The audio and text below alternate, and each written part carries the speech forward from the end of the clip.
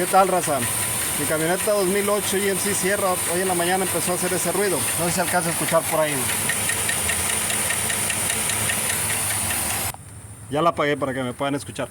A un amigo me recomendó esto, me dijo, échale el Seafoam. Esto se le echa en el aceite. Esta latita contiene 16 onzas, le vamos a echar un poquito menos de la mitad. Mi troca es creo que es la 5.3.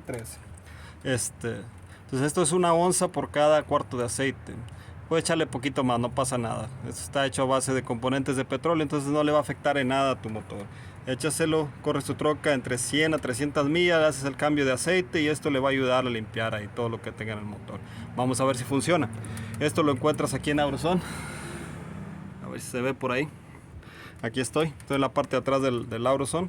Se lo voy a echar de una vez. Ahora, cuando tu troca empieza a hacer eso, yo creo que lo primero que debes de hacer es checar tu nivel de aceite, porque muchas veces es el nivel de aceite el que no llega a los botadores de arriba y empieza a sonar. Y pues claro, lo ideal sería llevarla al mecánico, pero si quieres ahorrarte algo ahí, si quieres no gastar en un mecánico los costos excesivos, pues inténtalo, no le va a pasar absolutamente nada. Checa el nivel de tu aceite y luego después echas 1 onza del Seafoam High Mileage.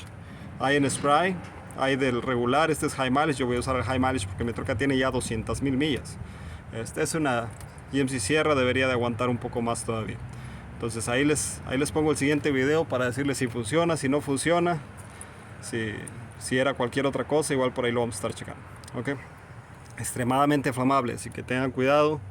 Échenle solo 1 onza por cuarto de aceite. O sea, tu motor tiene que tener una capacidad de ciertos cuartos de aceite. Entonces, según la capacidad de tu motor, le echas 1 onza por cada cuarto de aceite que lleve tu motor. Entonces, ahí les pongo el siguiente video, Rosa.